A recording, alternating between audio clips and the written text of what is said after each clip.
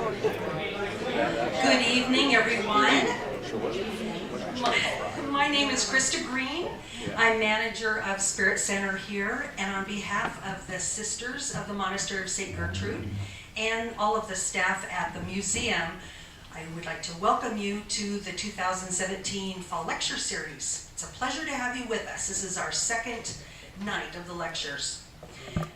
The presentation tonight is sponsored by White Rock Consulting and Vic and Shirley Gearing.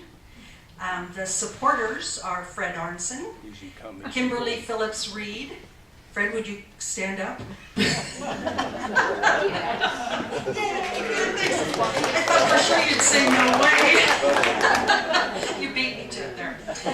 Kimberly Phillips Reed, Bob and Betty Wonderly, and Doug and Mary Ellen Black. Many of you also help make these presentations possible. If you're a member, if you have a membership to the museum, would you just raise your hand? Thank you, thank you. And for those of you who aren't yet a member, notice how I said that? Yet a member. If you'd like to partner with the museum in this way to preserve and collect and share the history of our area, we would love to visit with you after the presentation. Actually, Shirley Gearing would like to visit with you at the table out by the cookies. So while you're looking at cookies, she'll be looking at you. See if you brought your wallet with you. So I hope you'll consider starting your membership tonight. Our lecture tonight is Merchants, Mule Packers, and a Rugged Path to Success, the Mullan Road, 1860 to 1883. Presented by AlexMcGregor. Alex is president of the McGregor Company, a well-known farm supply business here in the inland Northwest. But what you probably didn't know is that he taught history at the University of Washington at Whitman College before he joined the family firm. And he still writes and studies and presents on the history of our local area. Most especially the farm families that have come to live here and make it their home. He's collaborated on several books, including a chapter in the book called The Mullan Road that celebrates the 150th anniversary of the construction of the road. And I believe a few copies of that book will be for sale after the show. So there. Expectations are high now, Alex. So please help me welcome AlexMcGregor.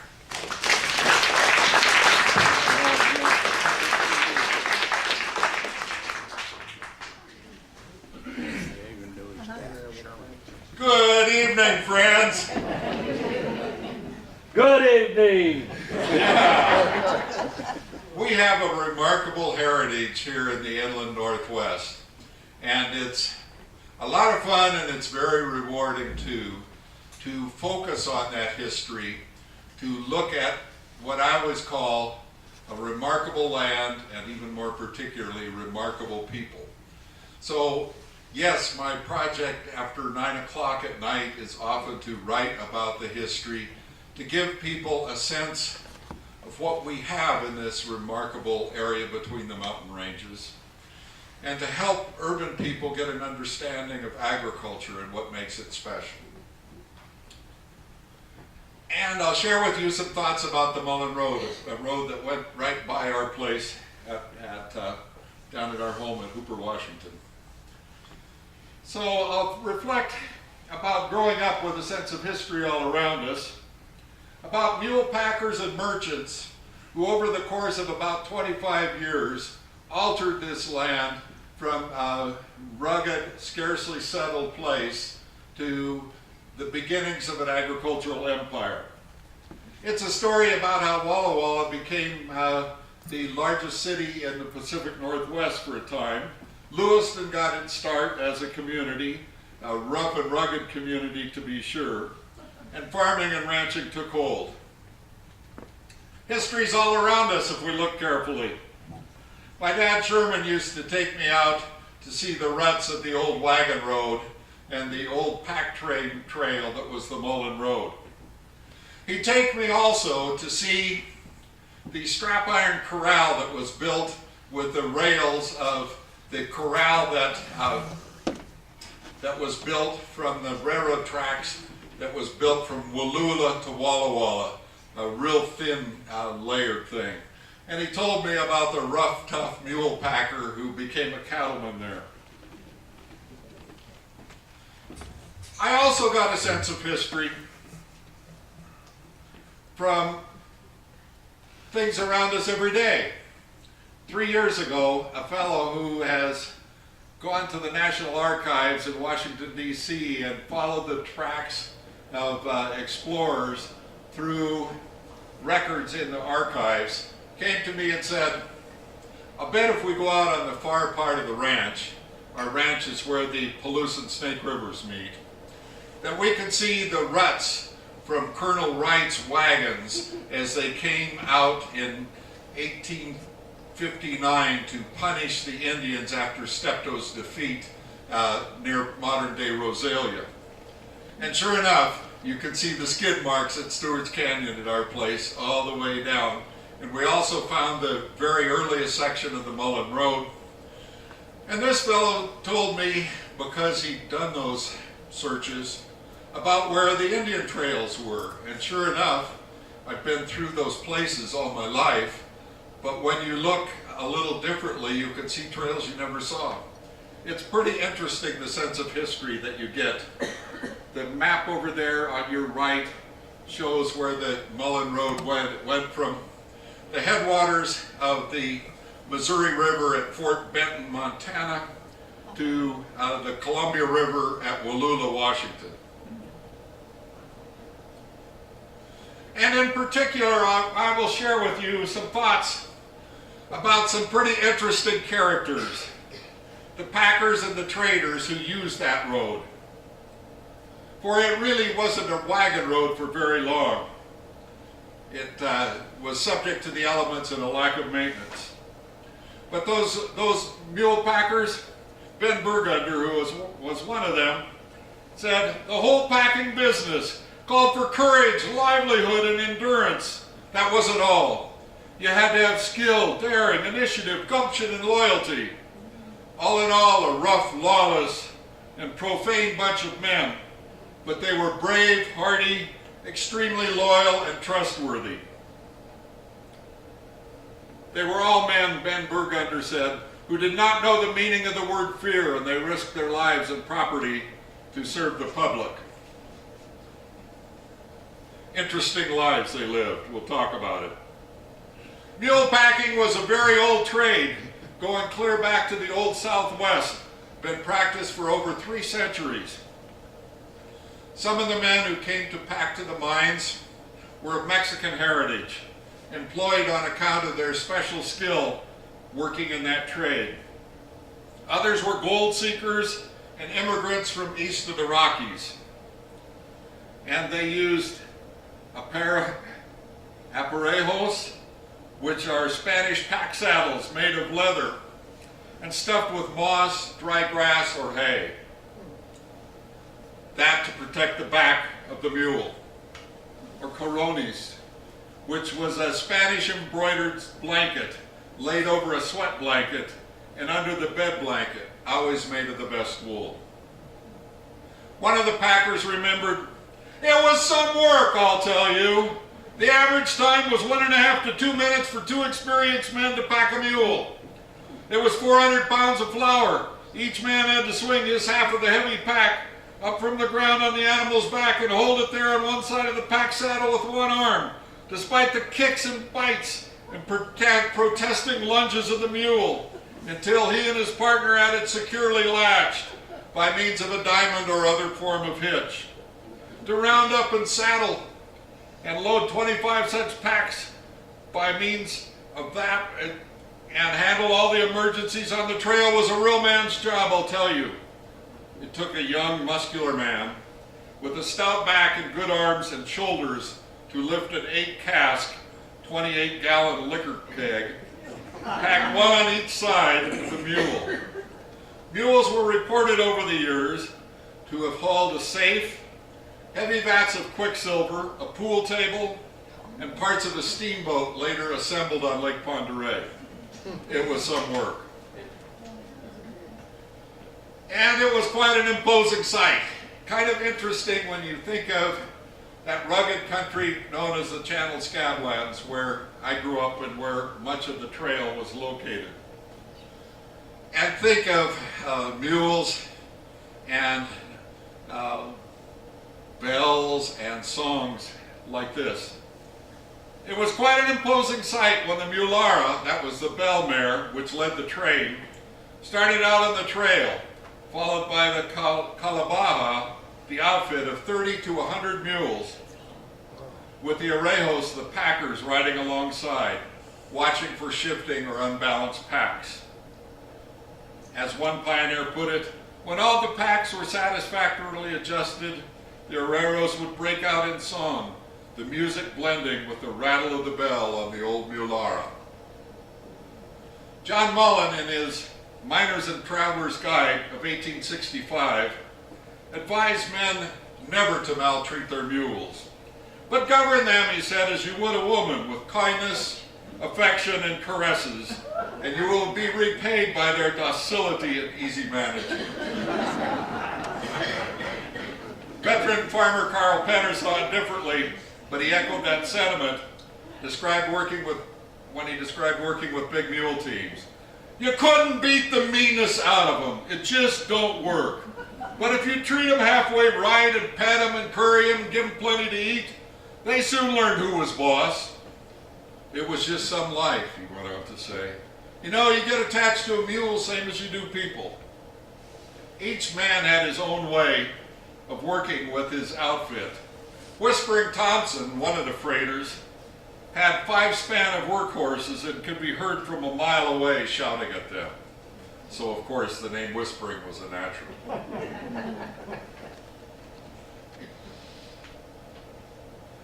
Well, it wasn't anticipated that travel would be rugged like that with mule packs when the road itself was built. Congress allocated $230,000 in 1858 to build a wagon road, the thought being that this would allow easy transportation and allow people to go from the Missouri River to the Columbia River. But what a job that was, putting that all together. I went through Mullan's book and his maps. There were 28 crossings of the Coeur d'Alene River alone, nearly twice as many of the St. Regis River. The road had to be quicker.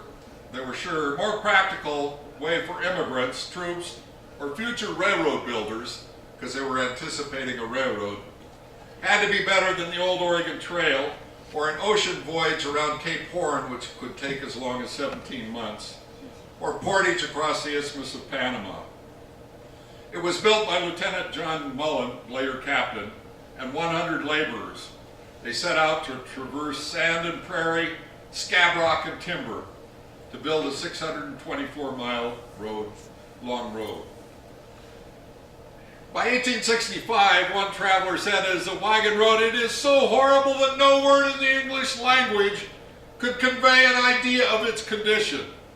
A road torn to pieces, with swamps black with mosquitoes with enormous powers of suction. Mule packers, undaunted by rocks, timberers, and hungry insects, nevertheless took the road. The town of Walla Walla, a tiny little place, was ideally situated. Traffic from the old Oregon Trail just to the south, the Nez Perce Indian Trail from Celilo to the Clearwater, the Mullan Road heading north and east, supplementing the trade. That newly hatched town of Walla Walla was a tough and notorious place. One observer said, a rambling collection of wooden shacks, morally quite low on the scale of civilization, overrun with thieves, gamblers, and women of the demi-monde. Another said the dirty streets were crowded with freighting wagons and teams and pack animals and a considerable army of rough men.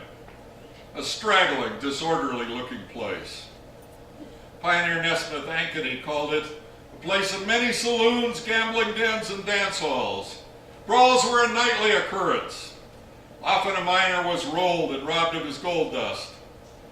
When a local vigilance committee put to use the hanging tree on what would later become South 2nd Avenue, it was said that that purified the air for months. But by the spring of 1862, Walla Walla was changing. The local paper could claim that today the eyes of the Pacific and the eastern slopes are turned to what was yesterday the little trading post of Walla Walla. It had become a supply depot and winter quarters for packers and miners. That's a picture developed or sketched by Gustavus Sohad, who was the artist who traveled with Captain Mullan. And the picture on the right is Walla Walla, 1859. And I'll talk also about a village that sprang up at the confluence of the Snake and the Clearwater. Of course, coming because of gold discoveries in what would later become Idaho Territory. Pierce, Elk City, Clearwater, Florence, Moscow, many more. The Lewiston paper, fittingly called the Golden Age, reported rich and new gold fields found near Florence and Warren's camp. At Florence, 2,000 men could get employment there during the summer. By the next spring, 10,000 showed up. On the Clearwater, 300 men reported averaging between $10 and $20 a day of gold dust, and that was real money in those days. Chinese miners were in the majority by 1870. Unlike the whites, who scattered like quicksilver, they tended to be more industrious, skillful, and patient. One of the most famous Chinese women is celebrated here in this archives. Her name was Laulu Nathoi, better known as Polly Bemis. Born in China in 1853, she was sold by her father and came to America as a female slave.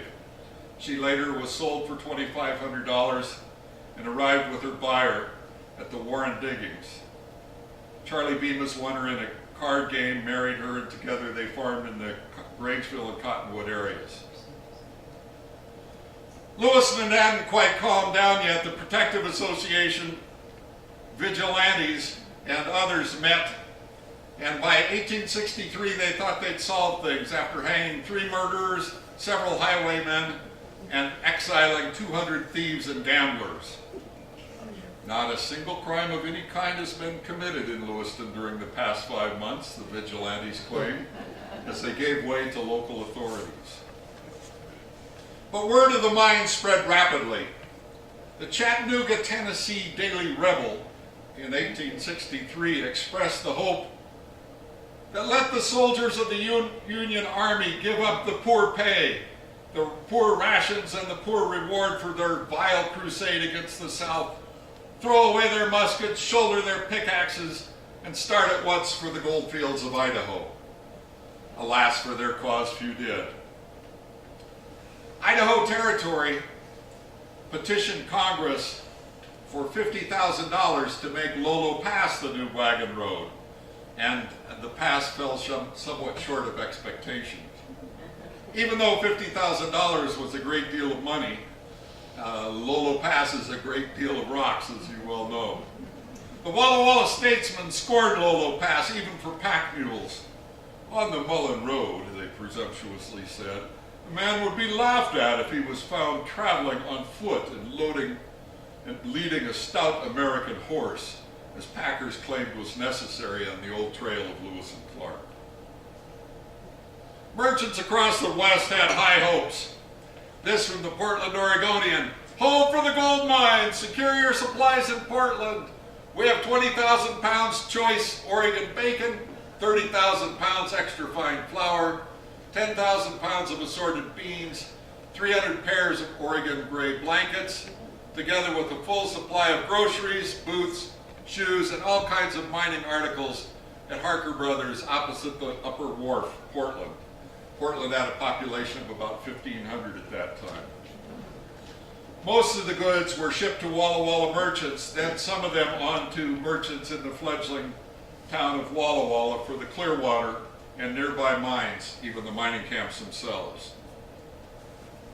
The gold rush reached a fever pitch in 1863. John Mullan, with a sense of melancholy, said, "The location of our road and the swarms of miners that must pass here will harm the Indian population that the Jesuits had hoped to protect. Now we propose to invade their solitude, to wrest from them its hidden wealth. Where in heavens can the Indian go?" The Walla Walla statesman also noted that Jesuit fathers had discouraged miners, but the adventurous disposition of the American people and their desire to explore every nook and cranny of our vast territory has placed it beyond the power of any to allow the mineral wealth of the country to longer be dormant. And in fact, those miners moving in did make it very difficult. And then there was a general stampede for Colville and the gold mines there, for the Kootenai up along the Canadian line and north of that line, and for Hellgate, which was a town that later became Missoula, Montana. Colville strikes brought a year of unparalleled prosperity and assurance that Walla Walla trade will continue to double every year. And then thousands of miners went through what is now Bonner's Ferry, reaching new diggings on the Kootenai through Wild Horse Creek, reached by the Mullan Road and a ferry at Post Falls, and then through Senactine, which means crossing in Salish, where the river and Lake Pend Oreille met, and then up to the newly hatched town of Bonner's Ferry. The Walla Walla paper noted gold from the Kootenai mines has been brought here in considerable quantities. That from Ned James of Wells Fargo and Walla Walla. The Walla Walla paper predicted that there would be immense travel this coming season. This will open up new avenues of trade, added to the long lines of pack trains that must necessarily be employed reaching some of the existing mines. We may with certainly then see an equally busy one in transit to the new El Dorado, laden with the products of our valley and the goods of our merchants. The town had many miners who'd winter in Walla Walla and would plan to get underway as the new year began. 2 to 5 trains a day passed Lyons Ferry. That's a picture of Lyons Ferry today. The ferry initially promised that they could handle 100 mules an hour, but then traffic became so intense that they promised they could handle 1,000 mules an hour. I'm not sure that that ever happened, but that ferry was kept very busy. By any standard, the takings were impressive. One packer found that he came home with gold that assayed 900 fine, worth $18.60 to $46 an ounce. He would later go on to found a bank. Another one, Dan Drumheller, whose family later acquired 110,000 acres of sheep range by Ephrata, Washington, and a wheat farm by Dixie north of Walla Walla. He set up a store in Kootenai to sell supplies. So the miners didn't necessarily make money, but those who served them did pretty well. Walla Walla merchants offered every article of mining supplies that the most fastidious could desire for an outfit. Pack trains left every day. As the paper said, their cargoes composed principally of the 3 great necessaries of life in a mining camp: flour, bacon, and whiskey. In June 1865, 35 pack trains carrying 151,000 pounds of flour left for the Kootenai. A reporter from the Kootenai, miner rather, writing when it was snowing, said, "We've used none here but Walla Walla flour this season. Next season you'll have to supply 1,500 people here with flour. I consider you part and parcel with us, having the claim of adding to your valley and commerce $100,000 for produce and etc." Hellgate boomed too. The town near what would become Missoula. It was said that there was a continuous stream of miners leading pack animals over the Mullan Road from as far away as California, Oregon, Washington, and Idaho. Granville Stewart, a famous Montana pioneer and one of the founders of the city of Missoula, would write in his daybook, 2 pack trains arrived from Walla Walla, brought from them the following: 52 pounds of tobacco at $4, 168 pounds of bacon at 40 cents, 241 pounds of sugar at 61 cents, 17.5 pounds of soap at 50 cents. So, a lot of stuff could be moved by mules. In the history of mining excitement, we doubt whether there's ever been such a rush, a reporter said. From every point on the compass, they drift by the thousands, all bound for Blackfoot in Montana. Men of enterprise have placed passenger trains, of course, being trains of horses or mules, have set up passenger trains en route from Walla Walla to Blackfoot, with these trains going out daily with full passenger lists.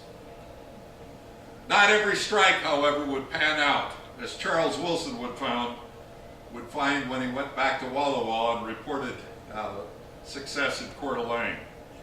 He could not relocate his find, and irate miners soon began, quote, to look rather more after that personage than after the new diggings.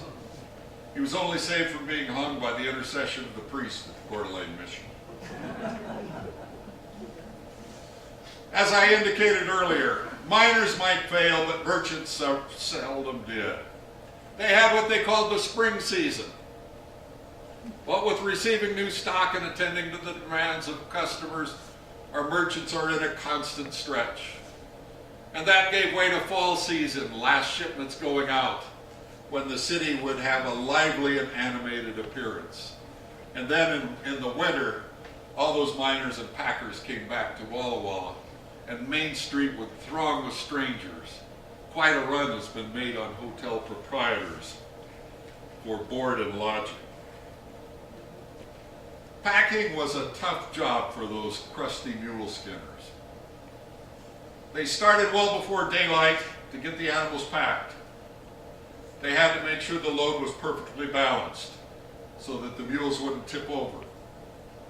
The mules were often roped together from head to tail to keep the train together. There were men stationed at the back, the front, and the middle to watch out for bad trail or for thieves or for anything else that would cause an animal to tumble off the path.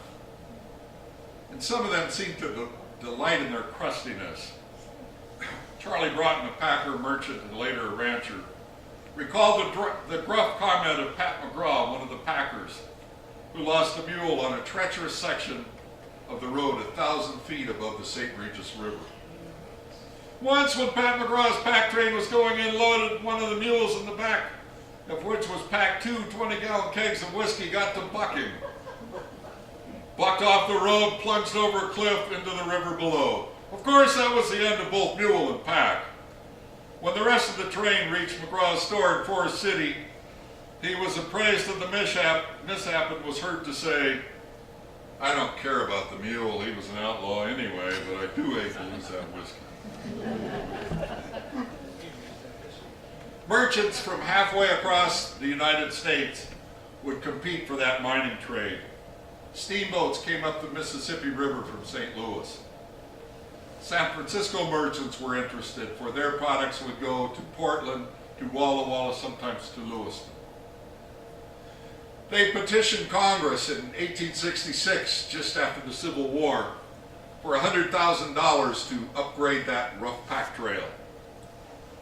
The Statesman, the Walla Walla paper, noted, "It is greatly to be regretted that Congress could not drop the Negro for a few moments and attend to a question on which the people of the Pacific Slope are so greatly interested."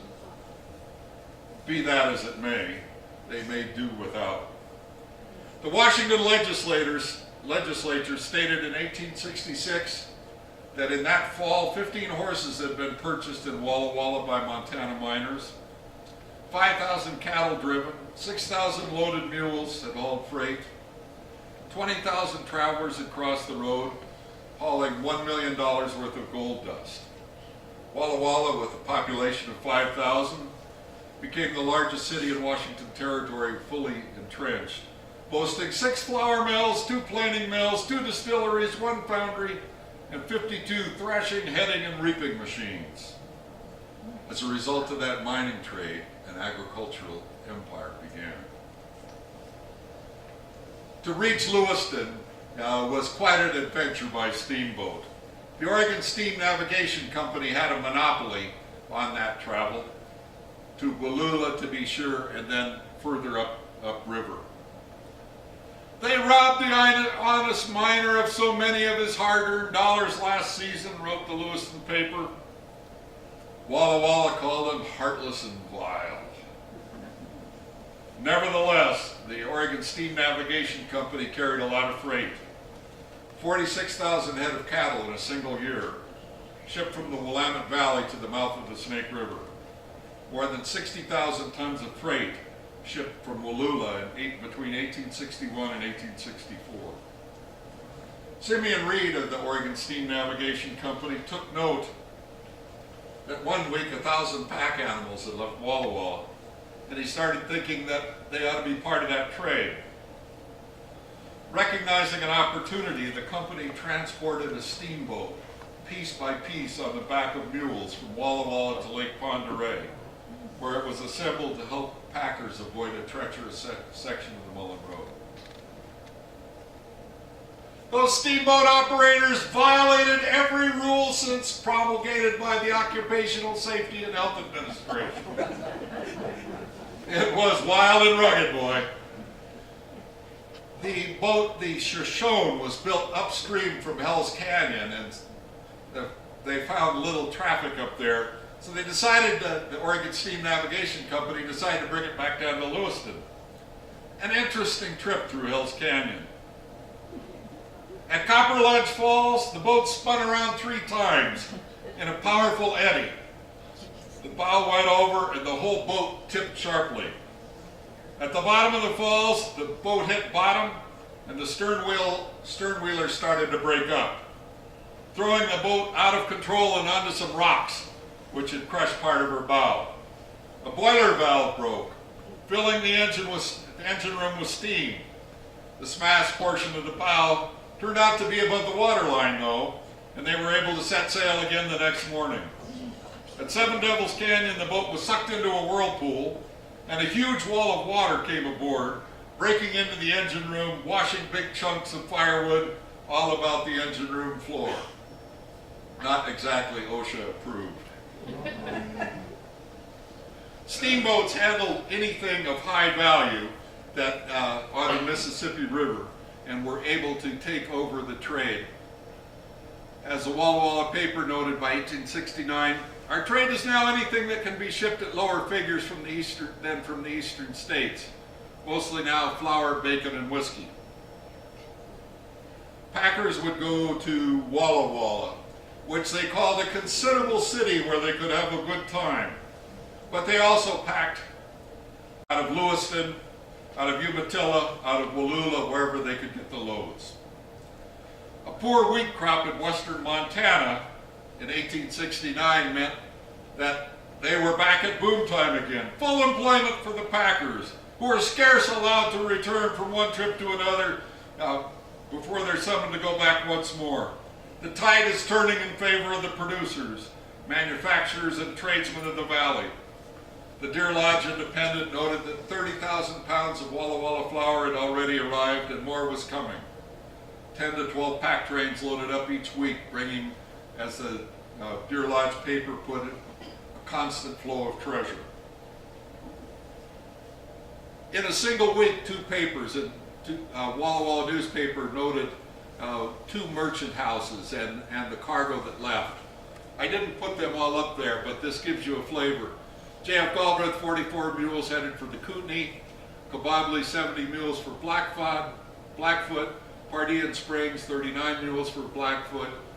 And 8 others. Freight included 700 barrels of flour and 400 gallons of whiskey, all of which was carried on the pouches on backs of trusty mules.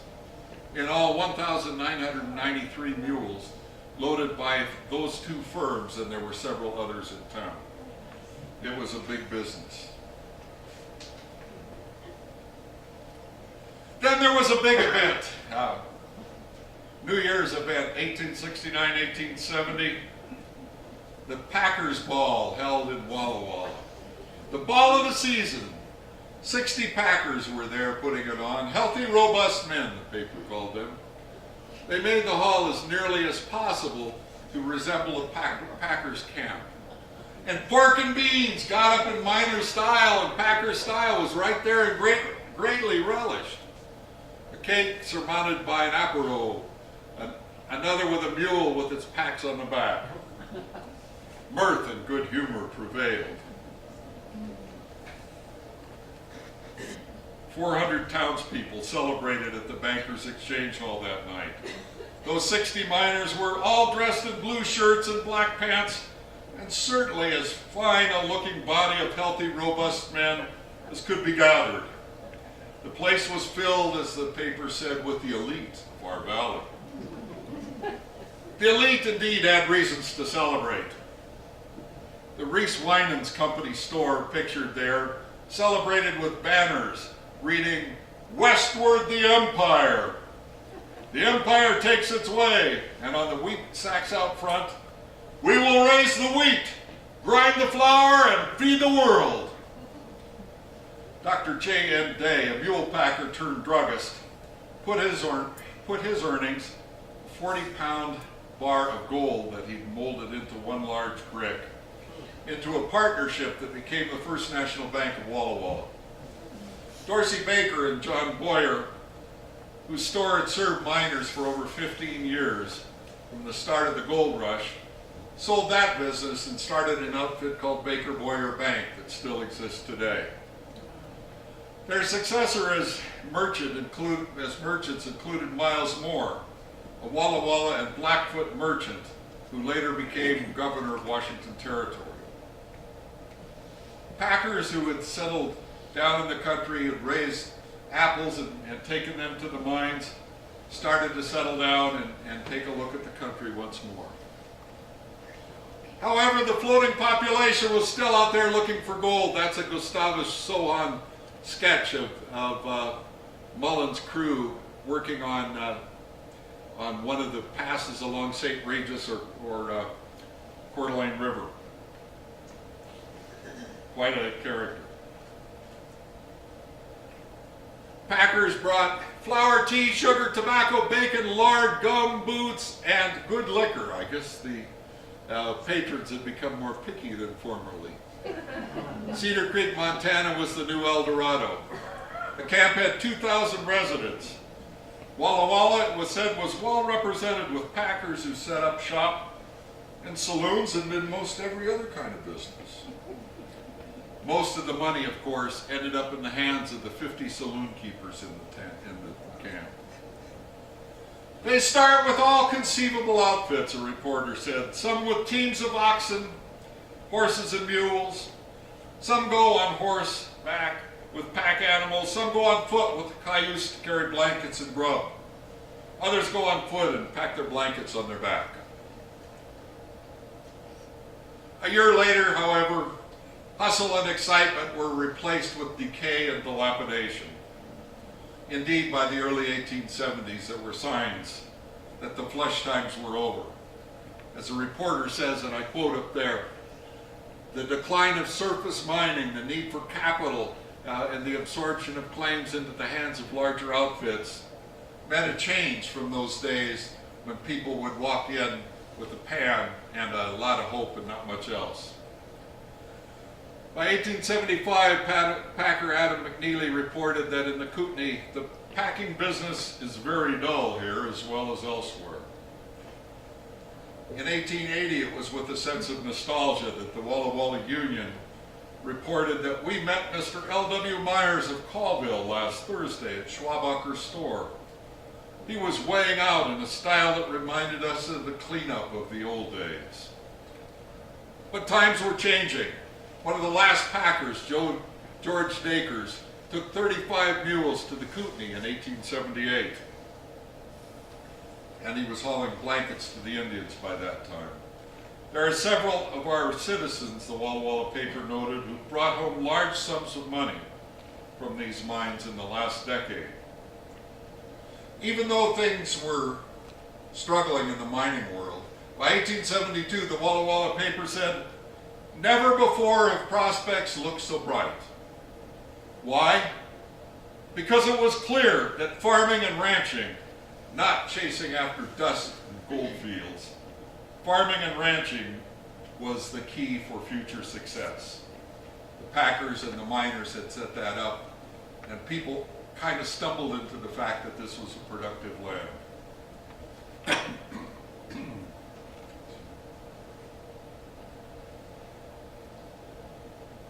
Governor Isaac Stevens, who was involved in trees, in Indian trees in the inland Northwest,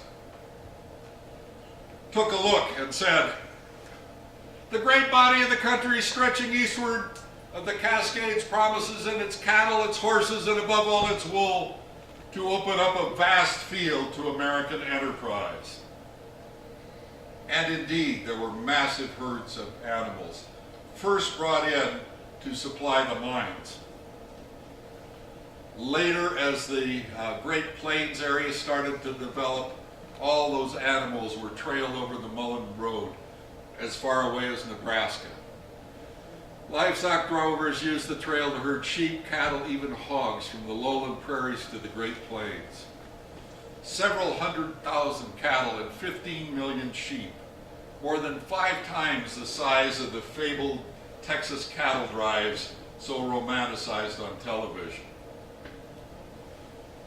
Walla Walla experienced a bacon shortage because of hog herders. If you think of moving hogs, moving pigs hundreds of miles, that had to be a tough job, as anybody who's ever showed pigs at a county fair can attest. In fact, the flatboat at Lyons Ferry was transporting a load of hogs one day, heading east, when a thunderstorm struck, and the hogs stampeded and all jumped overboard. Fortunately, their owner got help from Chief Old Bones at the nearby Palouse village near Lyons Ferry, and all but one were saved. So people took another look at this country, and here's the enthusiasm that a surveyor shared. "Bunchgrass has become the synonym for things good, strong, rich, and great. The bunchgrass country is the best and finest country on earth. Bunchgrass cattle and horses are the sweetest, fleetest, and strongest in the world, and a bunchgrass man is the most superb being in the universe."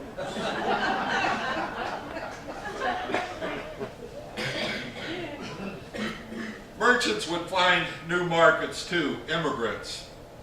A dozen wagons a day with farm implements, household goods, women and children would leave Walla Walla with instructions to follow the Mullan Road. Good road, plenty of guide boards, wood, water, and grass. Well, it wasn't a good road, and I doubt that there were many guide boards. But the editor of the Lewiston Teller was pretty frustrated and said, "All this Palouse or bus stuff painted on the side, what about us?" Well, Lewiston wouldn't get its day too, it was just a little later. Farm equipment was crude at best, according to a fellow who called himself the youngest 12-year-old freighter in Washington Territory, Robert Cummins. "We had to cut the grain with them old cradles," he would write. "We'd haul it in and tramp it out, and then wait for a windy day, because we didn't own a fanning mill." Rural communities were born, and merchants set up shop in all those fledgling towns, making fewer and fewer trips to Walla Walla for supplies. By 1880, Walla Walla still was the largest city in the inland Northwest. Spokane had but 350 residents. 10 years later, Spokane had over 20,000 because the railroads arrived. And a new era of transportation and a new method of travel arrived with it. When people talked about trains serving town, they didn't mean 40 mules. General William Tecumseh Sherman of Civil War fame in 1878, having heard a great deal about the old Mullan Road across the mountains, came to inspect, finagled $20,000 out of Congress to make a few repairs on the Mullan Road, and hypothesized that had the road been in decent repair, U.S. troops could have stopped the Nez Perce and Chief Joseph long before they retreated to within 20 miles of the Canadian border in that sad, sad story. A writer for the Pacific Monthly in 1906 shared with readers a story that had already faded into the past. Along the Mullan Road, he wrote, We're going the fortune seekers for the new gold fields of Washington and Idaho, the woodsman, the gambler, the human flotsam and jetsam, for the Mullan Road spread northward and eastward to the rough and tumble worlds of the placer mines. Meanwhile, in Lewiston, a place was growing. Steamboats came up. The operators asked about the condition of the Snake River and heard Ohio Skookumchuck, which meant very fast and dangerous in Salish. Captain Ephraim Bauman, once a miner and packer, was at the helm of the maiden voyage of the little bitty boat called the Colonel Wright. And he would go on to say, where Lewiston now stands was spread a beautiful bunchgrass valley, an Indian paradise occupied here and there by a teepee. The sound of the steam whistle and the pounding of engines naturally attracted the attention of Indians, a reporter said, who flocked to the water's edge to gaze at the wonderful fireboat. They got up to Lapway Creek, where they found Chief Lawyer. We could see his teepee, and before it a tall pole, on whose top the stars and stripes floated in the breeze. This display of patriotism by the brave and friendly old chief touched a response chord in our hearts, and we never forgot it. Lawyer, who'd been educated in the East and could speak good English, this reporter said, received us most cordially, and we chatted with him for a long time. His hospitality was especially praiseworthy when it be remembered that we were invading his territory and opening the way for thousands to follow. Lawyer's father, in fact, Twisted Hair, had befriended Lewis and Clark. Lawyer had been hired by Marcus Whitman to live at his mission and teach him Salish and Nez Perce languages. Things changed pretty fast. Within 4 years, the Portland Oregonian reported coming up the river by steam with gentlemen seated in the forward guard, viewing the scenery, smoking Havana cigars, and quaffing champagne cocktails. Prospectors, merchants, and gamblers were on the upper decks, axes, picks, shovels, tents, food, and whiskey on the lower ones. It was a strange feeling. Whirling along by steam, where so few years before the Indian and the trader had toiled through the virgin forest, bending under the weight of their canoes. Lewiston would become known as Ragtown, Washington Territory, because Idaho had not yet been formed, and the only structures there were to be canvas tents, no permanent structures allowed on reservation land. As the mining pressure continued and the Nez Perce Reservation was greatly shrunk, by 1863 things opened up. And indeed, fledgling little Lewiston became the capital of Idaho Territory, if briefly. The Capitol building for Idaho Territory in downtown Lewiston at the right there, and the industrial hub on your left. Orchards, wheat fields, stages and steam. There's a stage from Lewiston to Mount Idaho at Cottonwood, and loading fruit at Bishop's Bar. Fruit, of course, involving apples, pears, peaches, prunes, apricots, cherries, berries, nectarines, grapes, and much more. By 1893, things had become so civilized that a trip by a group sponsored by the Presbyterian Church had this to say: everybody had been filled with good things to eat. We all felt safe with Captain Bauman. We went ashore to gather flowers and stroll in the woods until the whistle called us to return. Everybody returned happy and well pleased. Chartered by the church, a band played music, assisted by the steamer's immense whistle chime. Mules, gold pans, and steamboats, of course, had set the stage for railroads that would follow. Father Cataldo once wryly said, Captain Mullan made just enough of a trail so we could get out of here. And of course there was truth in that. A wagon road it really wasn't. But it was something that made a big difference in a lot of other ways. It was the first engineered road in the West and was recognized by the American Society of Civil Engineers with the National Historic Engineering Landmark in 1978. The Mullan Road would serve as a corridor for rail and interstate. Interstate 90 follows the Mullan Road through the mountains today. Railroads followed the path and thunder through there on the hour. BNSF, Montana Rail Link, Amtrak, through what railroaders call the funnel, because they all come through such a narrow area up by Sandpoint. I-90 over the Mullan Road. And you think about that road and how it got in tough repair, but think about today, even with all the tools we have, it's still a big challenge for railroad crews and highwaymen to keep up with 4th of July Canyon, Mullan Pass, both named by and for Captain Mullan and his crew. Mullan's Lake between two great rivers indeed transformed the economy of the American West, Portland, San Francisco, and the interior prairies. It meant bringing sheep to cattle miners, sheep and cattle to feed miners rather, and it set the stage for ranching and cattle droving on the Great Plains as well. It set the stage for what would become one of 3 outstanding wheat belts in the United States, along with Kansas and Nebraska. A fellow who stayed on our ranch in 1915 would write about it. Late in June, the vast northwestern desert of wheat began to take on a tinge of gold, he would write, lending an austere beauty to that endless, rolling, smooth world of treeless hills.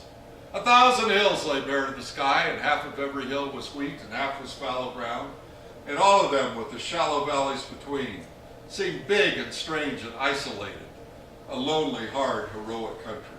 His name was Zane Grey. Pretty remarkable country. And of course, that road transformed straggly, disorderly-looking places like Walla Walla, where mule packers, bull whackers, miners, and wayfarers had once caroused, and Ragtown, where the stage south, a reporter said, carried miners, trappers, gamblers, outlaws, girls of the night, immigrant farmers, merchants, Chinese, and the U.S. Army. Both became good places to raise a family, to get an education, and to be part of a community. Places where wheat farmers, sheepmen, and cattlemen, many of them former miners and packers, built substantial homes and retired after years of long, hard work. On the lower right there are the students of Hooper Grade School, and I'm one of those students. Of course, you picked me out right away, but I'm the tallest one in the back row except for Mr. Sauer, right about in the middle. Top 4 of my graduating class, class of 4. There's something special about these rural places that we call home. Something special about those remarkable people. Something special about how this land changed as they set the stage for something remarkable. In my enthusiasm, John Mullan wrote of his road project, I could see the country thickly populated, thousands of people pouring over its borders to make homes in this far western land. He'd be pleased, we can suppose, to see the land now claimed, settled, extraordinarily productive, and still as beautiful as it was when his cartographer, Gustavus Soon, made his immortal sketches.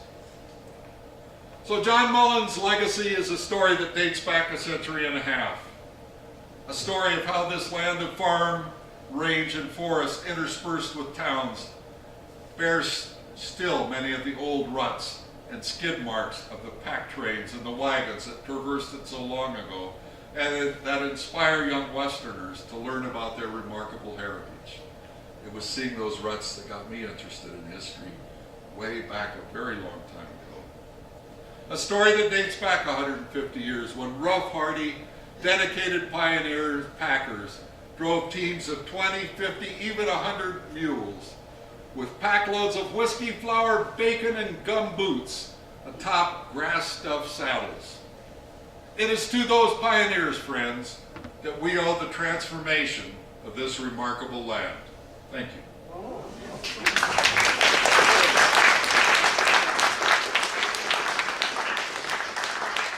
As a student of Hooper Grade School willing to take on any challenge, I'd be happy to answer any questions. Yes.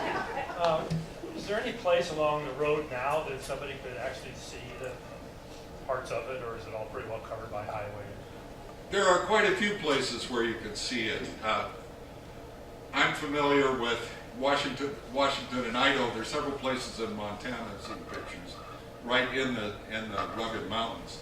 Out through the Scabland, there's several places you can see it.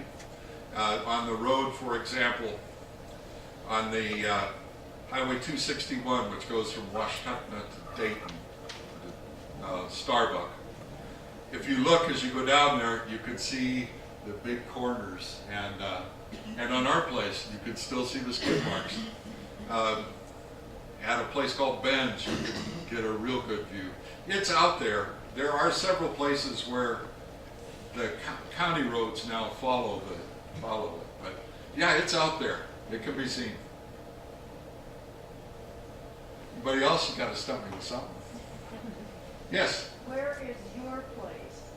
Our place is where the Palouse and Snake Rivers meet at a little place called Hooper.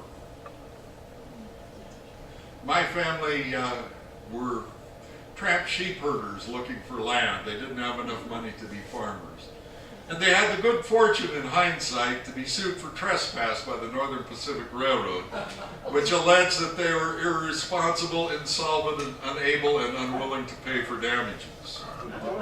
They didn't take to prosperity kindly. They fought the railroad all the way to the courthouse steps and finally agreed to Northern Pacific Grazing Lease Number 1 and later bought that land. Railroad attorneys in their correspondence convinced that they had hoodwinked these dumb Scotsmen into taking a bunch of worthless land. And it turned out okay. What else you got? So where did Mullan end up settling? I mean, after this construction of, I mean, did he garner any of the profits, you know, that He had a pretty unhappy history after that. Keith Peterson has written about that, and in fact, in the Mullan Road book that I have here, there's a chapter about him. He was in California and got involved in some get-rich type schemes that didn't really work out. And he, in many ways, his best years were those years before he was 35 years old, and after that, it was a constant struggle for him. Yes. Is the town of Mullan named after him? Indeed it is. And You why- can see the Mullan name all across the region. For some odd reason, as if you're coming south of Spokane, there's Mullan Hill, spelled M-U-L-L-E-N, which drives me crazy because it's M-U-L-L-A-N. Anyway, his name is all over this region, yeah. Mullan, Idaho being one of those places. 4th of July Canyon, because the builders of the Mullan Road were there on the 4th of July. Mullan Pass, of course. What else you got for me? Yes? A few years ago, the Bureau of Land Management published the original General Land Office survey maps for most of the West. And the ones, I'm very familiar with the ones north of the Clearwater River, because we've used them to track the original Nez Perce Road up through Moscow in that part of the world. Interesting. Have you looked at any of those and see how much of the Mullan Road shows? And the surveyor's notes are with these, by the way. Oh, I would love to do that. I've not done that. I know where those roads go, but it would be fascinating to put that together. For example, on our place, why did they figure out how to traverse the canyon at what is now Riparia and do lots of switchbacks, and then 2 years later move it to the other side of the Palouse River? I don't know. Be interesting. And that all those records in the National Archives too are very detailed. That's interesting. I'll learn more about that. Yes? Why was it abandoned or not kept up? It was just too big of a project.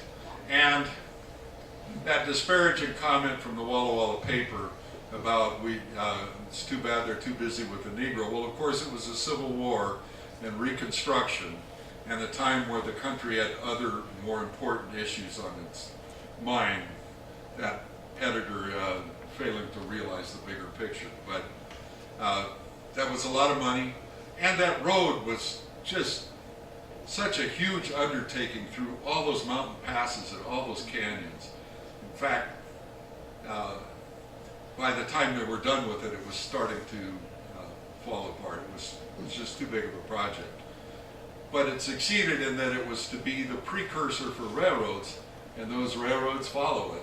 And I mentioned in my talk about that country up by Sandpoint, but they follow it all through the Channel Scabland too.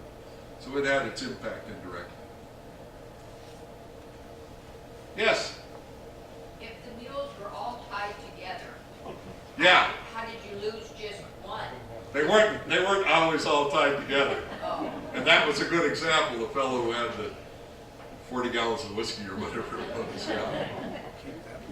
Yeah, they talk pretty gruff like that, but I think those comments really are more typical that I shared about from Carl Penner about how you can't beat a mule, you gotta love them and care for them, and if you feed them plenty and pet them and curry them, they soon learn who was boss.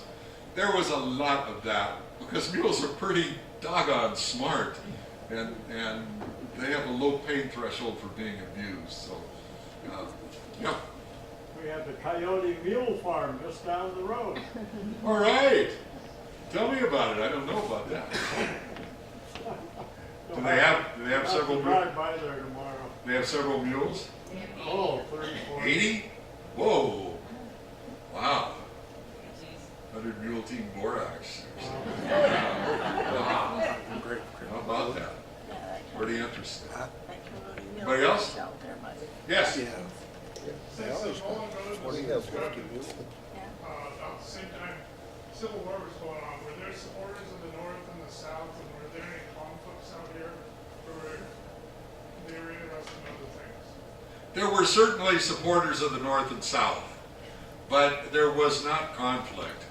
In fact, near my office by Colfax, which is by the Palouse Empire Fairgrounds, the little creek that goes by there is called Rebel Flat Creek, and the next one that you go by heading west is called Union Flat Creek, because of that.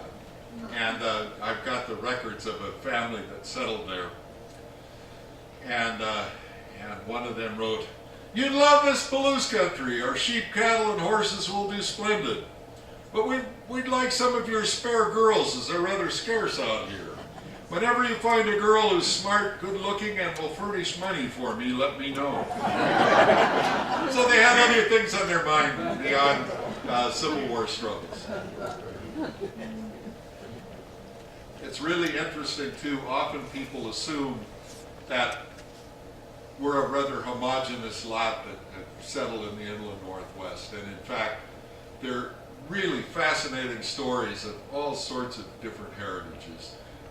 The German heritage and the Russian German heritage and the Irish of Oakesdale and the Finns of Helix, Oregon, and the Scots out of the Channel Scabland, and on. Really remarkable stories. I want to thank everybody for coming. It's been a lot of fun getting together with you. And thank all of you. What a spectacular place to get together. Really an honor to be part of it. Delighted to be here. Thank you.